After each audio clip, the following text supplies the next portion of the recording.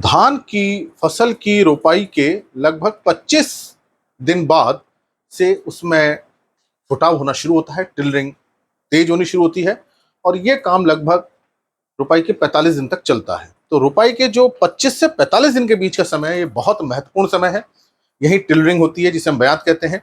पौधा अपनी फुटाव करता है और इसी टिलरिंग फुटाव से ही उपज निर्धारित होती है। अगर इस समय टिलरिंग फुटाव कम होता है तो उपज कम मिलती है। तो आज मैं इसी बात पर चर्चा करूंगा कि धान में अच्छे फुटाव के लिए हमें क्या क्या काम करने चाहिए ताकि फुटाव अच्छा हो और कोई भी ऐसी गलती हम ना करें कि हमारी फसल की ग्रोथ रुक जाए और उत्पादन कम हो। देखिए, रुपाई का जो मैंने अभी आपको बताया 25 से 45 दिन, इसी समय हमें जल, वो जो वाटर मैनेजमेंट, इसको देखना है, पानी की व्यवस्था देखनी है, पूरा खाद पोषण देना है और खरपतवार पे भी नियंत्रण करना है। तो पहले बात करें पानी की, क्योंकि अधिकतर किसान भाई यही समझते हैं कि धान में हम जितना पानी भर के रखेंगे, जितना गहरा पानी हम रखेंगे, उतना अच्छी हमें उपज मिलेगी, जबकि वास्तविकता इससे अलग है। यह बात सही है कि धान को ज्यादा पानी की जरूरत होती है, लेकिन जब इसका फुटाव होता है, जब इसकी टिलरिंग होती है, तो नमी थोड़ी कम होनी चाहिए, क्योंकि इस समय जड़ें बढ़ती हैं, उसको ऑक्सीजन चाहिए।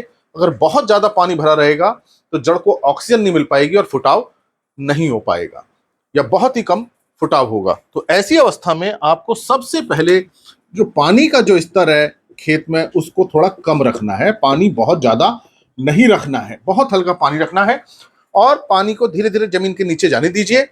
और जब ये पानी नीचे चला जाए, जमीन के जब दिखाई देना बंद हो जाए, उसके बाद इसमें सिंचाई कीजिए। जब पानी नीचे चला जाता है तब उसके साथ हवा भी जाती है, ऑक्सीजन भी जाती है और उससे जड़ें अच्छे काम करती हैं और फुटाव अच्छा होता है। इसे हम अल्टरनेट वेटिंग एंड ड्राइंग कहते हैं।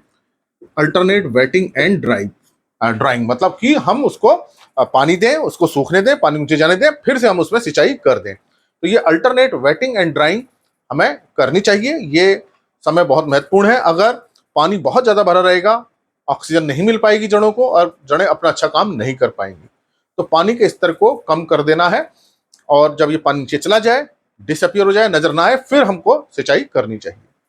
दूसरा जो हमको काम देखना है वो खाद का पूरा पोषण इसमें मिलना चाहिए, क्योंकि इस समय देखिए, जब टिलर निकलेगा, पत्तियां निकलेंगी, लंबाई पकड़ेगा, पौधे के अंदर बहुत सारे काम होंगे, सेल डिवीजन होगा, कोशिकाएं बहुत बनेंगी, बहुत एनर्जी चाहिए, तो नाइट्रोजन तो चाहिए ही चाहिए। तो इस समय आपको यूरिया का देना चाहिए। जो यूरिया को आपको छिड़काव करना है, 1 एकड़ में लगभग 1 बैग पर्याप्त होता है। बहुत ज्यादा यूरिया नहीं देनी है। तो 1 एकड़ में 1 बैग यूरिया 45 किलो दे देते हैं, तो इस समय नाइट्रोजन की पूर्ति हो जाती है। बहुत ज्यादा यूरिया देंगे तो कीट और बीमारी लगने का डर हो सकता है, क्योंकि ज्यादा यूरिया देने से फसल बहुत हरी हो जाती है, नाइट्रोजन बहुत ज्यादा आ जाता है और उसमें फिर कीट बहुत ज्यादा लगते हैं, बीमारियां भी ज्यादा आती हैं। तो यहाँ आपको यूरिया देना है। दूसरा, अगर आपने जिंक बुआई के समय नहीं दिया तो यहां आप यूरिया के साथ जिंक को मिला दें। तो जिंक जो 33% वाला आता है उसको मिला दें और ये 1 एकड़ में करीब 6 किलो इसकी आवश्यकता होती है। तो अगर आपने बुआई के समय जिंक नहीं दिया तो देना बहुत जरूरी है, क्योंकि जिंक कोशिकाओं को बढ़ाता है। जिंक की कमी से पौधे छूट रह जाते हैं, टिलर नहीं निकलते। तो अधिकतर किसान भाई जिंक पर ध्यान नहीं देते हैं, केवल यूरिया देते हैं।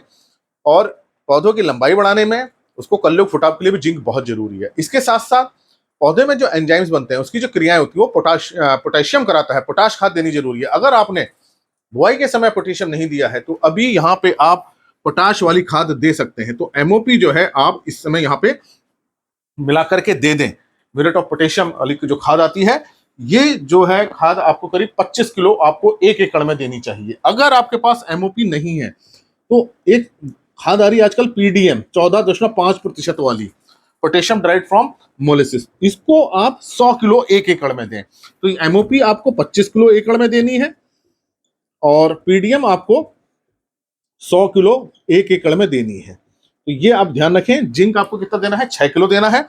यूरिया आपको 1 बैग 45 किलो देना है। तो इस समय यूरिया नाइट्रोजन मिलेगी, बहुत अच्छा काम करेगी। जिंक बहुत तेजी से काम करेगा, टिलरिंग को बढ़ाएगा और पोटेशियम इन सबके काम को बढ़ाएगी और पौधे को मजबूत करेगी। तो इससे जड़ें भी अच्छी होंगी, पौधा ही मजबूत होगा। तो अगर ये खाद आपकी बुआई के समय छूट गई तो इसको अभी दें। तो ये पोषण अगर अच्छा मिलेगा तो फुटाव भी बहुत अच्छा होगा। इसके साथ साथ आपको जो तीसरा जो काम करना है वो खरपतवार प्रबंध का करना है, क्योंकि इस समय देखिए, अगर घास है खेत में और आपने जैसे ही यूरिया, जिंक या पोटेशियम देंगे, वो खाद घास ले लेगी और जब घास लेगी तो घास की बढ़वार ज्यादा हो जाएगी और कल्लों को निकलने के लिए कम जगह मिलेगी। तो खरपतवार आपको नियंत्रण करना है। यहाँ पे आप इस समय से पहले मतलब आपको 20-25 दिन तक आपको कोई हर्बिसाइड डाल देना है, शाकनाशी डाल देना है, खरपतवार नियंत्रण कर लेना है।